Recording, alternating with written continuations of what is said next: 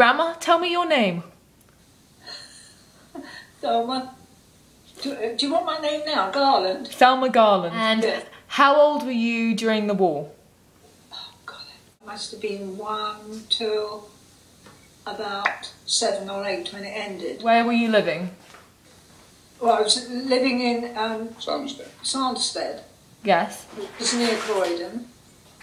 And I lived there most of the time. Well, I lived there through the war, but went away for about 3 months. I was evacuated. And where were you evacuated to? Norton Fitzwarren.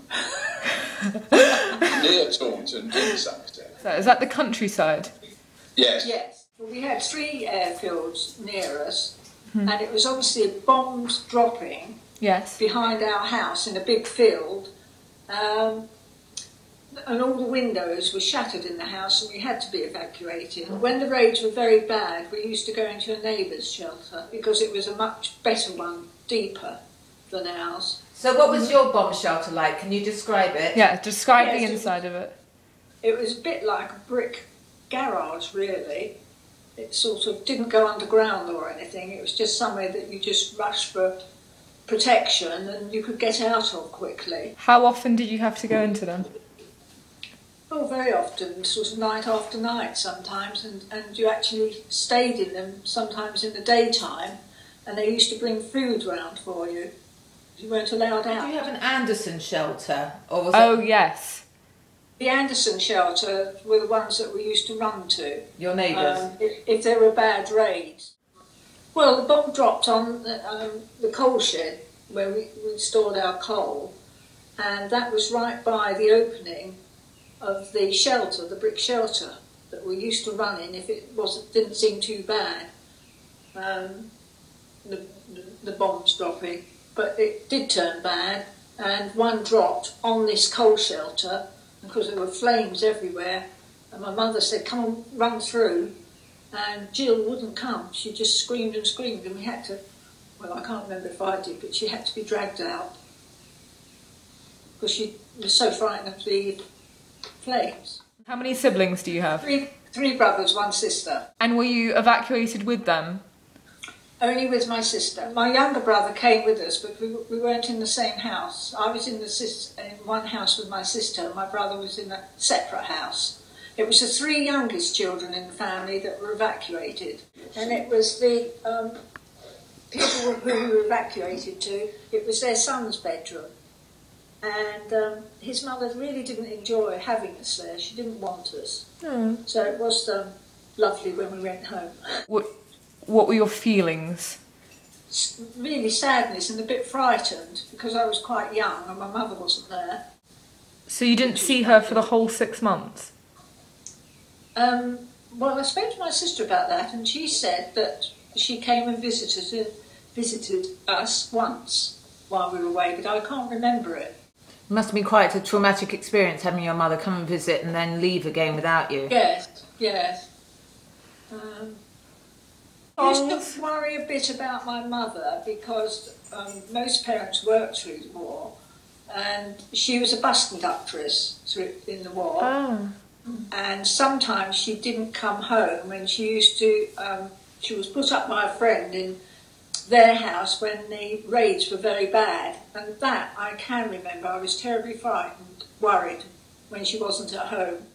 You know, it's such a lot of having to think about it because it's just something you push out of your mind and don't really talk about. But you can remember being hungry, can't you, because of rationing, and you used to grow, your mum and granny used to grow vegetables in your back garden.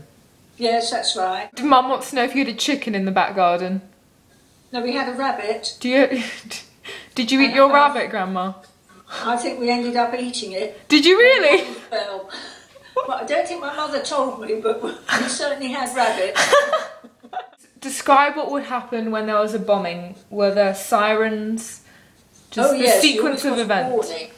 You had a warning that was just a straight sort of whistle noise. And then the all clear. And then when the bombers or the troublemakers had gone, then you had a single noise, which was for the all clear, meaning you could come out of your shelters, yes. And there were air raid sirens dotted everywhere. You could always hear a siren going off either for a warning or the all clear. Explain to Flossie about the blackout. Oh, I know about this.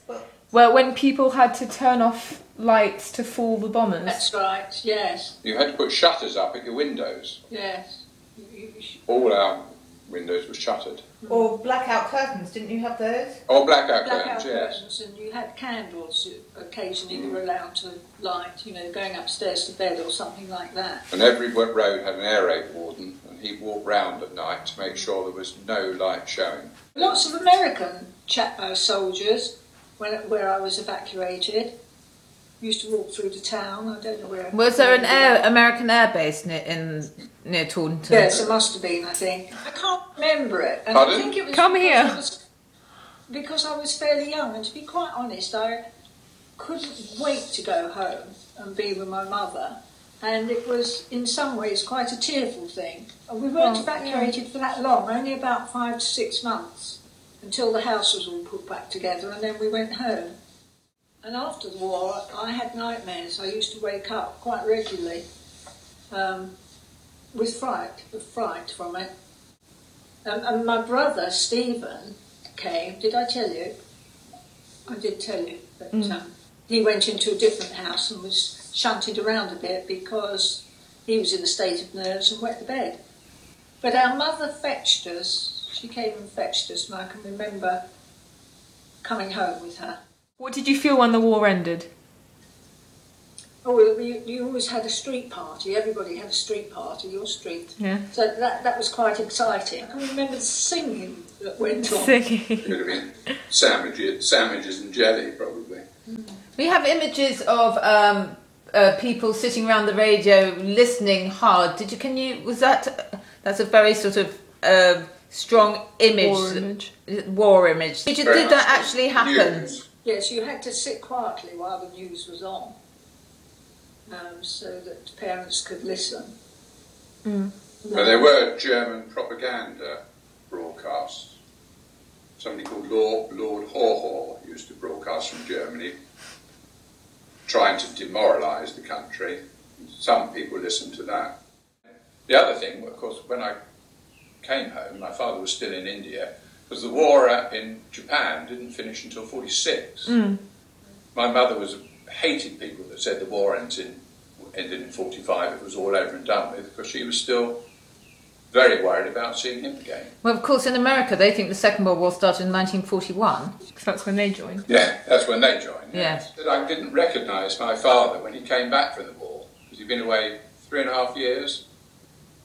I literally wouldn't have known him, wouldn't have known who he was. But there we are. I had to say, God bless Daddy, every night.